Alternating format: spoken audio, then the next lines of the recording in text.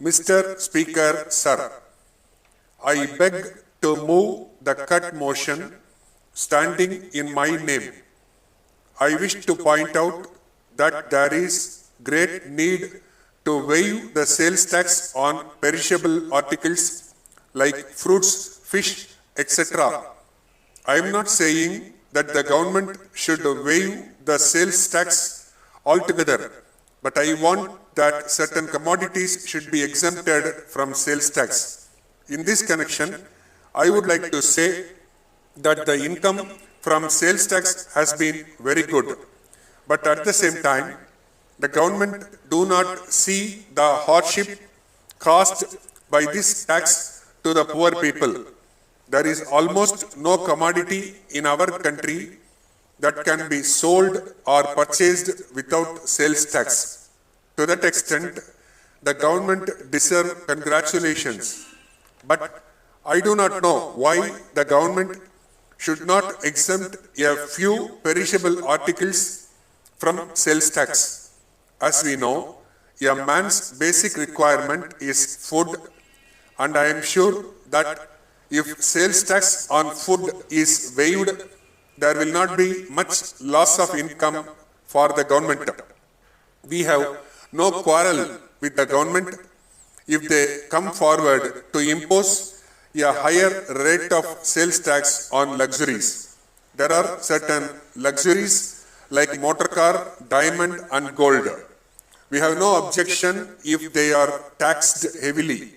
The rich man who comes forward to purchase a motor car can pay a little more if it makes up the loss sustained by the government by exempting the articles that we have asked for from sales tax. So, the policy of the government must be to tax the rich more and to tax the poor less. Then, I would like to touch upon the hardship caused to the merchants by the imposition of multi-point sales tax. The government have not accepted our suggestion that there should be no multi-point sales tax, and they have failed to rectify the mistakes that are pointed out by us. The whole process of taxation goes on from the wholesaler to the retailer and from the retailer to the consumer. If this is the state of affairs, the government can easily imagine the amount of hardship caused to the people. The government may come to the conclusion that at every stage of these transactions, they get some income. So far as the finances of the government are concerned, it may be a sound principle, but the government must also consider how much the people are affected. Should canons of public finance lay down that any tax must be so collected that the people who pay the taxes do not feel any hardship.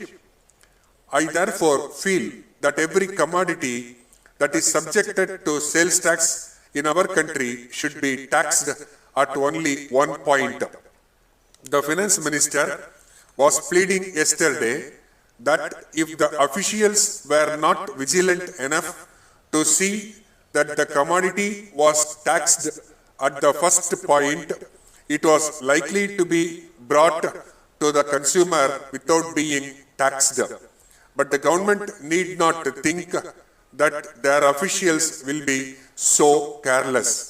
The finance minister was good enough to mention yesterday that there were a few commodities like cotton and cigarettes which were being taxed at one stage only. I would ask him whether these are the only commodities that go to make up the living of a man. There are many other commodities which are necessary for the mere existence of man. They must therefore be exempted from sales tax. Once again, I finally plead with the government that they should consider the desirability of waiving tax at least on perishables like vegetables, fish and fruits. Letter from Raghu and Company, Bangalore, to Mrs. Rao and Company, Madurai.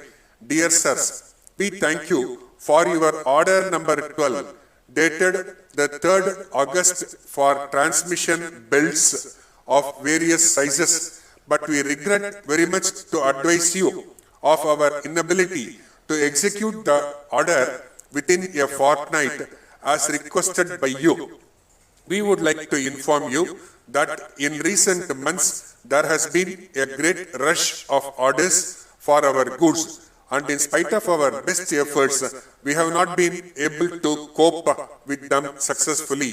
As a matter of fact, our factory is fully booked with orders already on hand, and we think that it will take at least a month to clear them. However, we would like to point out that we are making every effort to speed up delivery of goods, and in fairness to all our customers, all orders are being handled in strict rotation. We regret very much the inconvenience that may be caused to you by this delay, and we hope and trust that it will be convenient for you to allow us this extension of time in the special circumstances that we have explained above. We have great pleasure in informing you that we have already booked your order provisionally, but we would be grateful if you confirm your order on the revised condition. We assure you of our best attention at all times. Yours faithfully,